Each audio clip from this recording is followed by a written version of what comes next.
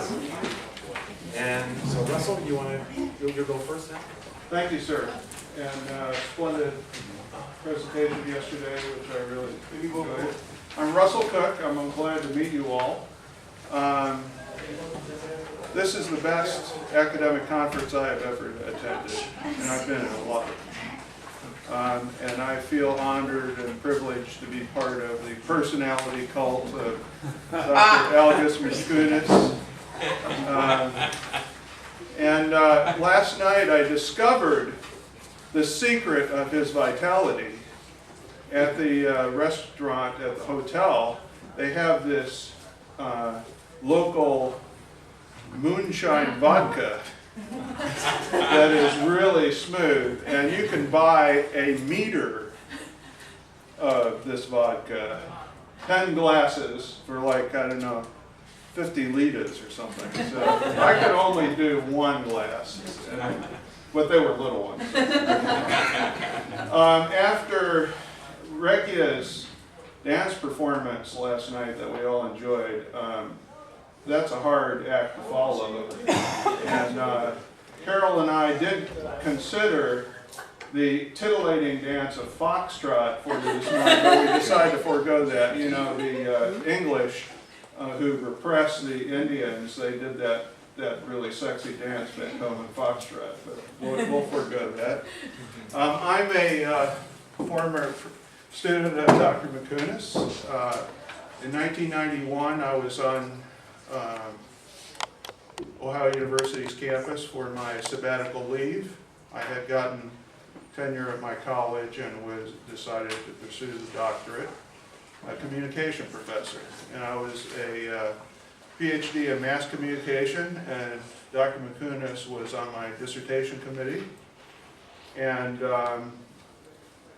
basically, he offered what I was looking for. I was in the School of Journalism, and I did a dissertation that was actually a kind of a double dissertation, where half of it was a positivist audience study, and the other half was a phenomenological analysis of the same topic. Yeah, so I've always kind of had a foot in both camps, but you know, this is where my heart is. And everybody has expressed quite rightly what they owe Algis in the way of intellectual and spiritual inspiration. But I would like to just offer a slightly different view on this. We don't owe Algis anything. He owes us everything. That is what a teacher is. A teacher owes his students everything. And the thing about Algis is he gives everything. That's what makes him special. So the presentation I have this morning is a chapter from a book project that I started 2 years ago. A much delayed project. Over the years I've used phenomenology a little bit in my undergraduate teaching, and I've collected lots of ideas, and I decided to bring them together. And after 6 months of reviewing the literature in phenomenology, I suddenly realized that I was thinking way too small. Instead of one book, it's now 3 books. And I estimate that it's a 10-year project. So I'm toward the beginning of it rather than the end, but I'm loving every minute. And so this presentation today is called Methodological Critique for Screen Sense, a case for phenomenology. And my lovely assistant, I think, provided a handout to everyone. We just had someone come in, so maybe, and I'll be referring to this periodically. This reading reduces a 29-page paper down to 8 pages. It addresses the question of why phenomenology is the best research method for investigating visual perception of screen media, or screen sense. A discipline such as phenomenology is subject to the scrutiny of other disciplines. A discipline that calls for truth claims, any discipline, are rightly greeted with skepticism from the outside. A particular discipline cannot be justified adequately by assumptions that give rise to it. For as Foucault reminds us, research disciplines constitute systems of control in the production of ruling discourses that define them. A scientist's duty to question founding assumptions is satisfied only by stepping outside one's own tradition to acquire a critical perspective, a conscience of tolerance. Citing Pallotta and Mikunis, phenomenology claims for itself a capacity for such self-critical or critical self-reflection and opens to multidisciplinary debate. In summary, methodological validity for the study of screen sense begins with a phenomenologist's openness to criticism and moves through critique of other perspectives toward an authentic, unified investigation. Figure 1 of your handout diagrams this paper's system of methodological critiques with a philosophical standpoint in the center, or in-between region, surrounded by the natural standpoint. As Merleau-Ponty says, it is into this in-between that we must try to advance. In sum, critical appraisals of the disciplines will enable science to situate spectator consciousness in its appropriate epistemological context. Now, this occasion of preaching to the choir enables me to skip critiques of positivism and psychologism, as well as a comparison of psychology and phenomenology, which are big sections of the paper. And that last part includes the figure table in figure 2, comparing psychology and phenomenology. I will also skip the section on the natural standpoint, which includes a reference to figure 3 of your handout. A mutual exchange of eye gazes between spectator and screen figure is an embodied gesture that powerfully conveys recognition of the spectator as what Heidegger calls ready to hand. Moving on to the next section of the paper on the epoche, after explaining Husserl's important and troubling method for accessing the philosophical standpoint, I'll launch into an illustration which refers to figure 4 in your handout. We're going to look at that a good bit. Perception of pictorial depth is a good example to demonstrate how the epoche is performed. Common sense tells us that a pictorial artifact, such as a photograph, is a flat object with no thickness, having no real depth. Therefore, any sense of depth that we get from looking at a picture must be the result of an illusion or a trick of the eyes. Yet, the same common sense tells us that nearly everyone in normal life, including young children, easily and instantly see depth in many different kinds of pictures. Indeed, mass media companies bank on the assumption that their audiences see pictorial depth in screen images. So this is my bailiwick. I'm a longtime filmmaker and artist, and I've been making pictures of it ever since I can remember. I will never forget sitting in Algis's office in 1990, in the fall, waiting for the Friday afternoon graduate seminar to convene. I used to get there early to get my seat because it filled up fast. And as he busied himself working on a paper or I know not what, I was staring up at his walls, which were covered with paintings and drawings from his fans over the years. And one of them was a landscape, not unlike figure 4. And I was always asking Algis questions, and he patiently answered every one of them. And I said I was troubled by my spatial experience of the picture, because it seemed deep, but I knew it wasn't. I knew it was flat. I'd been making such pictures myself for years. He said, and you know, with the finger, right? He said, no, it's no trick. The picture is deep if that's the way I experience it. And it was like a lightning bolt had split my forehead. all of a sudden, I understood setting aside the natural attitude, the epicate. And that changed my life. It literally put me on the path that I'm on today. Getting it. He was there. He was my teacher. Okay, Arnheim's psychological aesthetics is a discipline of a natural standpoint. It particularizes pictorial depth cues, including the following. So look at figure 4. We have height in the visual field. In the photo, the mountains are above the road. We have occlusion. Rocks are in front of the water. Relative size, progressively smaller road markers. Linear perspective. Lines of the guardrail and road are converging to a point. Distance to horizon. Mountains are closer to the horizon than the road. Aerial perspective. Distant mountains have less detail. Attached shadows. Shadows on the guardrails. Cast shadows. Shadows under the guardrails. These are psychological depth cues. Note that the spectator registers these depth cues prior to any psychological recognition of categories of lived world things, such as road, guardrail, lakes, mountains, clouds, etc. Photographers and painters are encouraged to learn these depth cues and to use them strategically in picture making. These assumptions about how pictorial depth illusions work are natural and reasonable, if not actually explainable by psychology, as Husserl reminds us.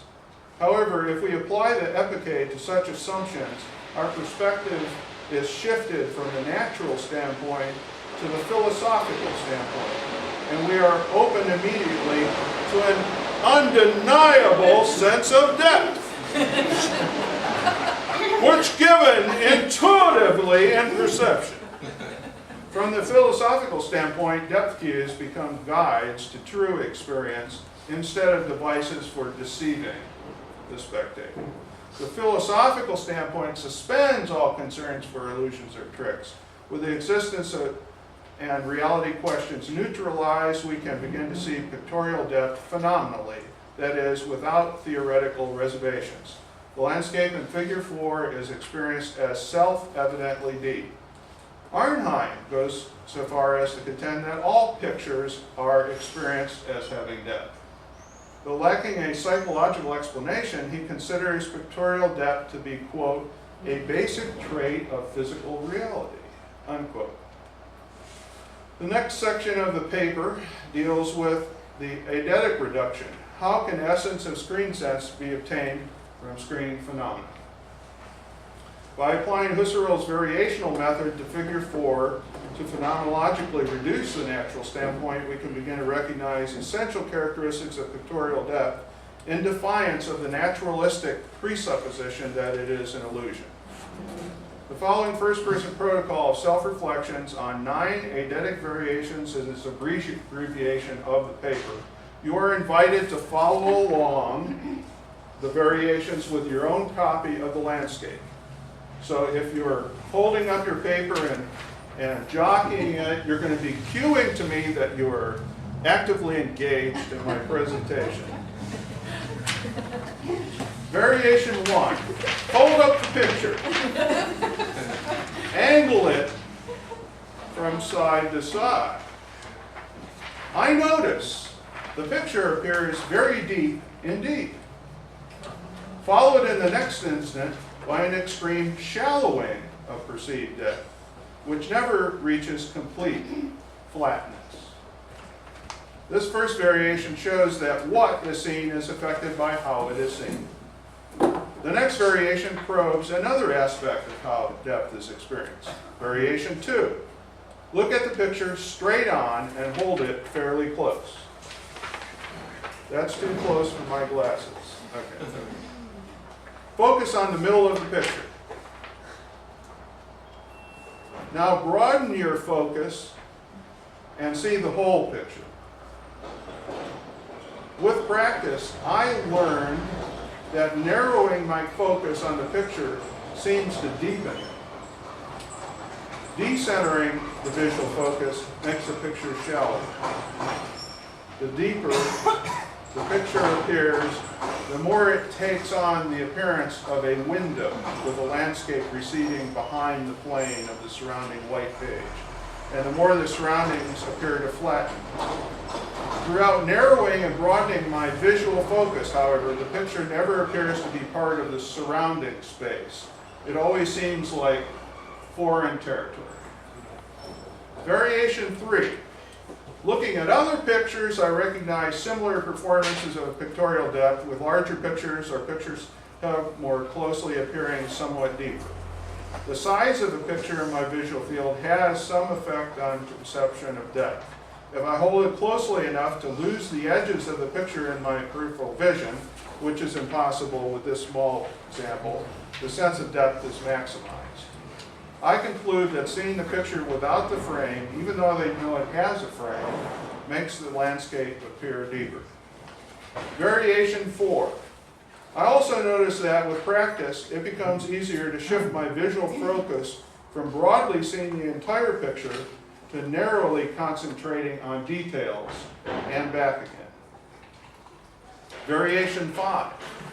Suddenly, I realize that without noticing it, I have suspended concern for the things depicted in the picture. The road, the guardrail, the lake, the mountains, and so forth.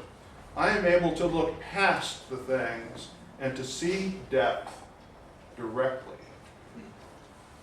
All the manipulations influence the depth experience and together suggest how pictorial depth is essentially structured.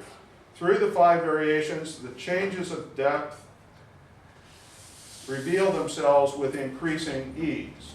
I have begun to see the picture as a phenomenon of consciousness instead of a factual thing of reality. The creative process typically also involves manipulation of perceptual standpoint. To manipulate their depth perception, painters, photographers, and cinematographers typically receive training in essential seeing that is very similar to the phenomenological investigative techniques described above, such as manipulating the cone of attention or squinting the eyes to reduce depth of field, perceived contrast, intensity of colors, and textual vividness. Phenomenology educates perception to perceive without theorizing. 2 types of theorizing are avoided in the philosophical standpoint. The officially sanctioned sort of scientific theorizing and the unnoticed pedestrian type of theorizing of everyday life. This pre-theoretical, pure style of phenomenological sensing requires rigorous training to break the theorizing habit, which according to Straker is an essential feature of what it means to be human. Variation 6. Are you ready? Turn the page on its side. Suddenly, apprehension of spatial objects is disoriented. Whoa, what is that? The road, the lake, the mountains are more difficult to recognize. They threaten to lose their thickness and to be seen as irregular blotches of pigment on the surface of the page. Now, if I permitted naturalistic language to penetrate the philosophical standpoint, I would state the obvious. The picture is, quote unquote, on its side. As if the landscape is defying gravity. However, I must resist this inclination and suspend all notions of correctness in orientations. This variation of viewpoint comes very close to obliterating pictorial depth. But as opposed to previous variations, the depth has now stabilized to a persistent shallowness. In other words, there still is a little bit of depth, but not as vivid, throughout a range of side-to-side viewing angles. Variation 7. Continue to rotate the figure so that it is quote-unquote upside down. This rotation has little effect from the last. Didn't make any difference.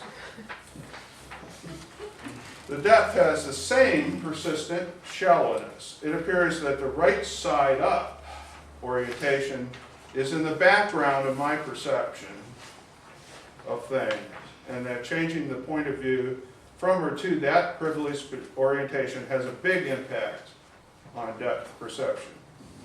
Variation 8. Still holding the picture, quote unquote, upside down, squint when viewing the picture. I immediately notice a blurring of surface texture and contours of shapes and an apparent increase in contrast. The dark areas look darker and the lightly shaded area now looks lighter and almost, but not quite, blends in to the surrounding whiteness of the page. Concentrating on these areas of the picture, my focus narrowed. By some power of concentration, I can broaden my look to take in the whole figure at once. Suddenly, the pictorial depth vanishes altogether and then returns with a re-narrowing of view. Variation 9. Turn the picture, quote unquote, right side up. Now it's again easy to recognize the things in the picture. Squint at the picture again. I notice that squinting at the picture continues its effect of reducing the experience of depth somewhat, but I can still recognize the things in it. The landscape stubbornly clings to some deepness. Additional, more radical manipulations of the figure, such as changing the colors of the image or its overall shape, might reveal additional essential structures of pictorial space.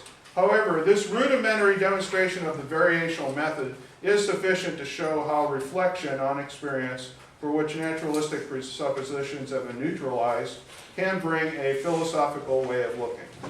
This mode of reflection makes the experience seem strange, and in that strangeness, the essential structures of the experience are brought into view. Figure 5 on your handout represents an inevitable contradictions between visual stimuli received and objects apprehended, Husserl's so-called perspectival adumbrations. Spectators at an oblique angle to a picture plane. Time? Not close. We are really close, like one paragraph.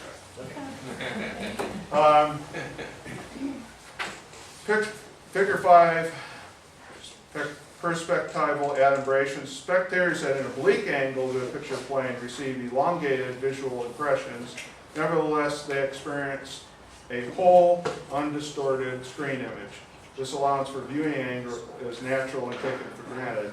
Notice figure 5's simplification, not depicting things like inversion of retinal projections. In addition to perspectival adumbration, screen perception entails numerous other complexities to be examined elsewhere, but this demonstration of the variational method applied to pictorial experience is sufficient to warrant two important conclusions. First, we are not passive receptors of visual data.